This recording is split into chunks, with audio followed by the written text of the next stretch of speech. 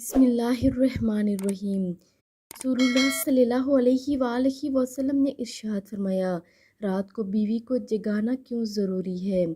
हदीस मुबारका में आता है, उम्मे सलमा रज़ी अल्लाह ताला अन्हा ने बयान किया कि नबी करीम सल्लल्लाहु अलैहि वआलैहि वसल्लम रात को बेदार हुए और फरमाया, सुबहान अल्लाह, किस तरह रहमत के ख़ज़ाने नाजिल किए गए हैं और किस तरह फितने नाजिल किए गए हैं।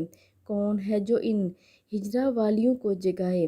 रसूलुल्लाह सल्लल्लाहु अलैहि वसल्लम से मुराद अज़वाज मुतहरात से थी, ताकि वो नमाज पढ़ लें, क्योंकि बहुत सी दुनिया में कपड़े पहनने वालियाँ आखिरत में नंगी होंगी।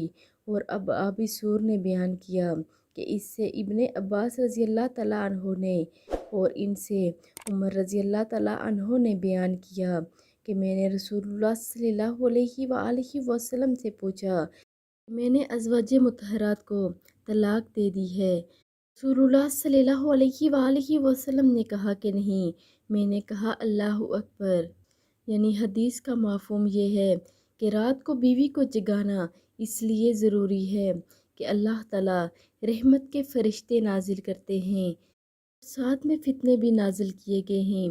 अगर वो रात को उठ के नमाज़ पढ़ेंगी और अल्लाह ताला से अपनी मग़फ़िरत मांगेंगी तो अल्लाह रब्बुल इज़्ज़त उन्हें ज़रूर माफ़ फरमा देंगे।